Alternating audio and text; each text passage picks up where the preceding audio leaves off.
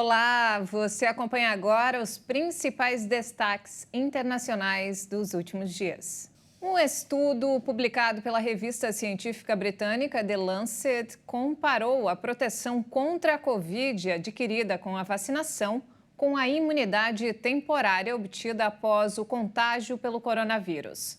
Mas o estudo não exclui a importância de completar os ciclos de vacinação para evitar quadros graves da doença. Acompanhe. O trabalho, um dos mais extensos sobre o tema, afirma que, embora uma infecção proporcione uma proteção que diminui com o tempo, o nível desta parece tão duradouro ou até maior que o conferido pela vacinação.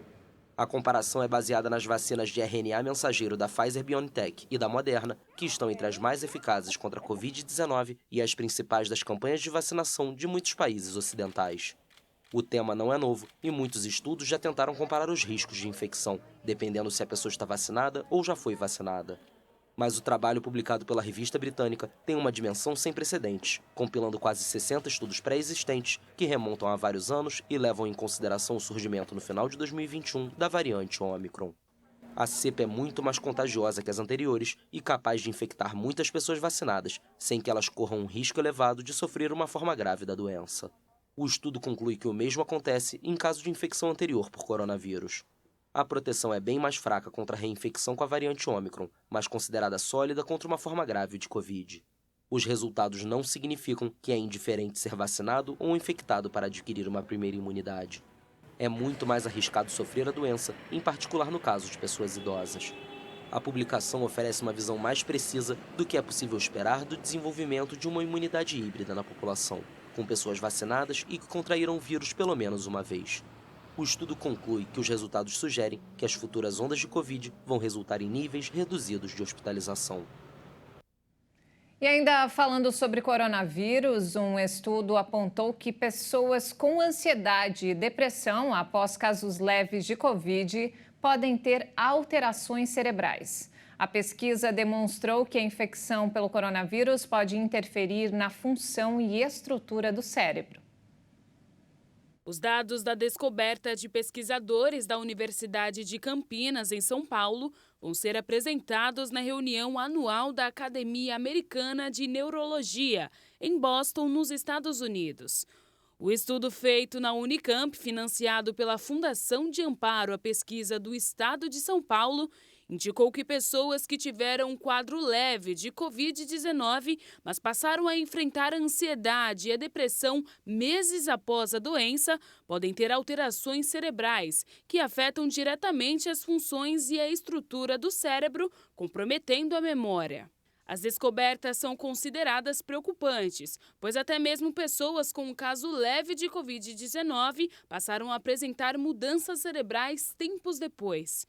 O estudo reuniu 254 pessoas com idade média de 40 anos e que passaram por uma infecção leve pelo coronavírus em média 3 meses antes. Por meio de testes, os cientistas avaliaram os sintomas de depressão e ansiedade em cada um. Do total, 102 voluntários apresentaram sinais dessas condições e 152 não. Os pesquisadores analisaram se havia danos à massa cinzenta do cérebro para determinar se aconteceu um encolhimento da região. E aqueles que tiveram ansiedade e depressão após a Covid-19 demonstraram um encolhimento na área límbica do cérebro, que também é conhecida como cérebro emocional, que participa da memória e processamento emocional do ser humano. Os cientistas descobriram que as pessoas que tiveram sintomas de ansiedade e depressão tinham alterações funcionais generalizadas em todas as 12 redes cerebrais testadas. Já o grupo sem sintomas teve mudanças em 5 locais. E olha só, o presidente da Rússia, Vladimir Putin, provocou tensão no mundo na última terça-feira, após anunciar que iria suspender a participação de seu país no Tratado New START, um acordo firmado com os Estados Unidos que regula os arsenais nucleares dos dois países. Após o anúncio de Putin, o Ministério das Relações Exteriores da Rússia garantiu que o país manteria uma abordagem responsável e segura, respeitando a vigência do tratado. O Ministério Russo das Relações Exteriores garantiu que a Rússia vai manter uma abordagem responsável e seguirá respeitando rigorosamente, durante toda a vigência do Tratado Novo START, as limitações quantitativas de armas estratégicas ofensivas. O Tratado Novo START, de 2010, é o último entre Washington e Moscou para evitar uma escalada nuclear. O Ministério Russo justificou a decisão pelo que considerou ações destrutivas dos Estados Unidos, que acusou de múltiplas violações do texto, colocando em perigo seu funcionamento. De acordo com Moscou, a extrema hostilidade de Washington e seu compromisso aberto com uma escalada maliciosa do conflito na Ucrânia criaram um ambiente de segurança fundamentalmente diferente para a Rússia. E ainda falando sobre a Rússia, o presidente Vladimir Putin afirmou que a relação entre a China e a Rússia é importante para estabilizar a situação internacional. A declaração de Putin foi feita durante um encontro no Kremlin com o chefe da diplomacia chinesa, Wang Yi. De acordo com o líder russo, as relações internacionais têm sido complicadas nos dias de hoje. E por isso, a boa relação entre a China e a Rússia é de grande importância para a estabilização da situação internacional. O diplomata chinês chegou a Moscou nesta terça-feira e fez um apelo por uma melhor coordenação dos dois países quando se trata de resistir à pressão ocidental. A visita de Wang ocorre na semana em que é aguardado o anúncio de um plano de paz elaborado pela China para o conflito na Ucrânia. O ministro das Relações Exteriores da China, Qin Gang, afirmou que está profundamente preocupado com a guerra, que completará um ano em 24 de fevereiro. Já o ministro das Relações Exteriores da Ucrânia, Dmytro Kuleba, demonstrou um cauteloso interesse no plano da China, mas alertou que o tratado deve respeitar a integridade territorial da Ucrânia. Enquanto isso, a China negou que vai fornecer armas para a Rússia na guerra contra a Ucrânia e acusou os Estados Unidos de espalharem notícias falsas. Pequim também reafirmou que vai publicar nos próximos dias uma proposta de solução política para o conflito. Em pronunciamento, o Ministério das Relações Exteriores do país asiático garantiu que busca paz para o conflito e acusou os Estados Unidos de espalharem informações falsas. São os Estados Unidos e não a China que infinitamente enviam armas para o campo de batalha. Os Estados Unidos não têm o direito de dar ordens à China e não vamos aceitar que se intrometam nas nossas relações com a Rússia, fazendo uso de coerção e pressão. A intenção da China é promover a paz e o diálogo. Quem atualmente envia armas encoraja o conflito. É tão claro para a comunidade internacional quanto a luz do dia. Nós pedimos que os Estados Unidos reflitam sobre suas ações, façam mais para promover a paz e o diálogo e também que parem de espalhar informação falsa.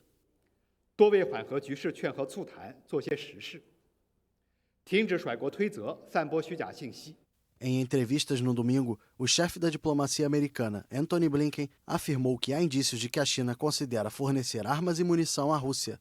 Além de negar o envio de armas, Pequim reafirmou nesta segunda-feira que vai publicar nos próximos dias uma proposta para encontrar uma solução política para a guerra na Ucrânia.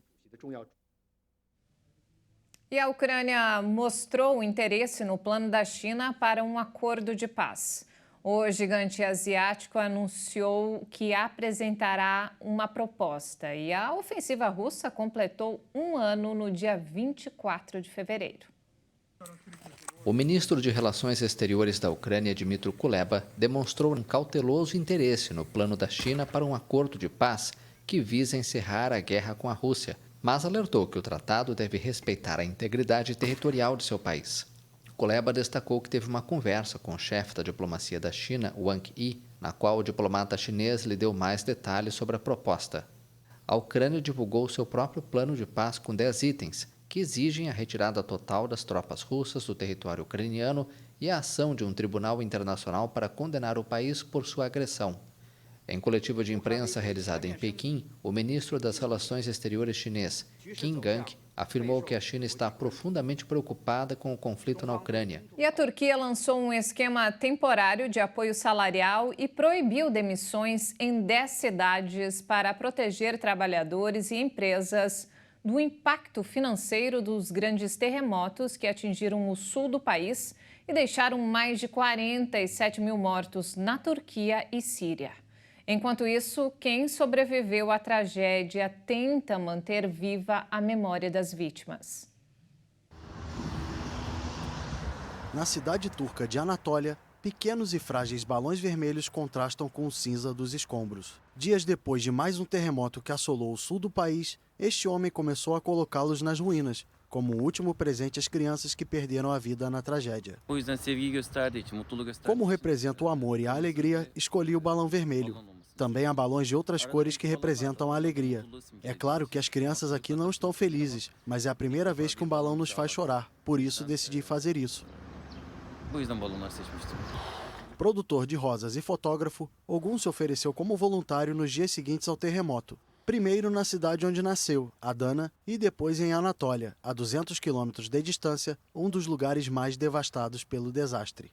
Desde 2020, ele ajuda menores pobres da Turquia com a Associação de Crianças do Irmão Ogun, que fornece alimentos, brinquedos e às vezes próteses ou cuidados. Mais de 42 mil pessoas morreram na Turquia devido aos terremotos, número que chega a 46 mil se forem contabilizadas as mortes na Síria, país vizinho também atingido. Autoridades não especificaram quantas crianças foram mortas na tragédia.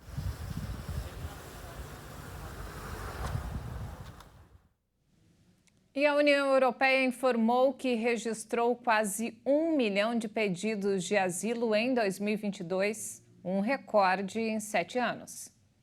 Um relatório divulgado pela Agência da União Europeia para Asilo mostrou que o conjunto de países do bloco recebeu mais de 960 mil pedidos de proteção em 2022, um volume que não era registrado desde 2016. A agência afirmou que o aumento pode ser explicado parcialmente pela suspensão das restrições relacionadas à pandemia de Covid-19 e também pelas diversas situações de conflito e insegurança alimentar ao redor do mundo. As solicitações de sírios e afegãos representam quase 25% do total, com mais de 260 mil pedidos de asilo no continente. Em seguida, vem os cidadãos turcos, com mais de 55 mil, da Venezuela, com mais de 50 mil, da Colômbia, com 43 mil e do Paquistão, com mais de 37 mil pedidos. O relatório também apontou que o número de cidadãos ucranianos que solicitaram asilo para países da União Europeia após a invasão russa foi de pouco mais de 28.300. Já a Agência Europeia de Estatística, a Eurostat, apontou que desde o início da guerra, mais de 4 milhões de ucranianos entraram nos países do bloco. A agência também divulgou o número de menores de idade que ingressaram na União Europeia sem o acompanhamento de um responsável. Foram mais de 43 mil crianças e adolescentes, o maior volume já registrado desde 2015. De acordo com o relatório, a alta demanda de pedidos de asilo tem sobrecarregado as estruturas burocráticas do bloco.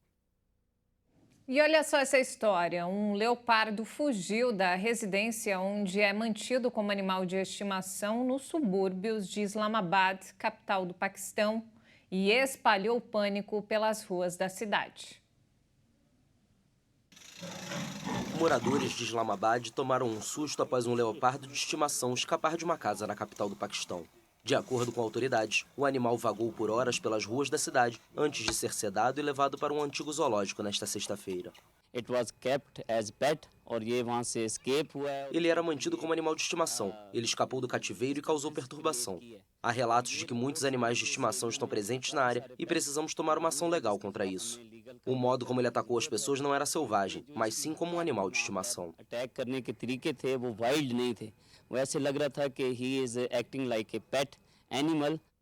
Imagens publicadas em redes sociais mostram o leopardo passeando entre carros antes de derrubar um homem e pular uma cerca de jardim. Nossos veterinários voluntários e membros do comitê científico vão monitorar o leopardo, um processo que já foi iniciado hoje cedo. Eles vão monitorar seus hábitos e necessidades alimentares, para que possamos decidir se precisamos liberá-lo na natureza ou não. No ano passado, o Paquistão proibiu a importação de mamíferos exóticos depois que um grande número foi trazido ou criado nos últimos anos, causando problemas para as autoridades de vida selvagem. Os grandes felinos são vistos como símbolos de riqueza e poder no país. Envolvemos a polícia para que possamos agora, após a investigação de quantas pessoas possuem esses animais de estimação, desencorajar essa tendência. Deve ser estabelecida como ação ilegal para que tal incidente em que vidas públicas estejam em risco não ocorra novamente. O leopardo assolto em Islamabad feriu levemente 4 pessoas antes de ser capturado. O animal, com idade entre 2 e 3 anos, está agora na companhia de um urso pardo, um tigre e vários macacos resgatados pelas autoridades da vida selvagem nos últimos meses. A polícia tenta rastrear o dono do felino. Arqueólogos descobriram os restos de uma taberna de quase 5.000 anos no sul do Iraque. Um achado que vai permitir conhecer melhor o modo de vida de comunidades nas primeiras cidades do mundo. Uma equipe conjunta da Universidade de Pensilvânia, nos Estados Unidos, e da Universidade de Pisa, na Itália, fez a descoberta nas ruínas da antiga cidade de Lagash, a noroeste da Síria, conhecida por ter um dos primeiros centros urbanos da civilização suméria do Iraque antigo. O sítio de Lagash, também conhecido como as Colinas de Al-Riba, é parte importante do patrimônio sumério que estava inabitado desde 2900 a.C., quando foi fundado pelo rei Ur-Nanshi, que teve múltiplos sucessores no reino. Entre as descobertas estão os restos de um sistema primitivo de refrigeração, um forno grande, bancos para refeições e cerca de 150 tigelas com vestígios de comida. Nestes recipientes havia ossos de peixes e outros animais, junto às evidências de consumo de cerveja comum entre os sumérios. A descoberta foi chamada de taberna porque a cerveja para os sumérios é de longe a bebida mais comum, mais do que a água. As primeiras cidades do mundo se desenvolveram no que hoje corresponde ao sul do Iraque, depois de excedentes agrícolas proporcionados pela domesticação das colheitas permitirem o surgimento de novas classes sociais.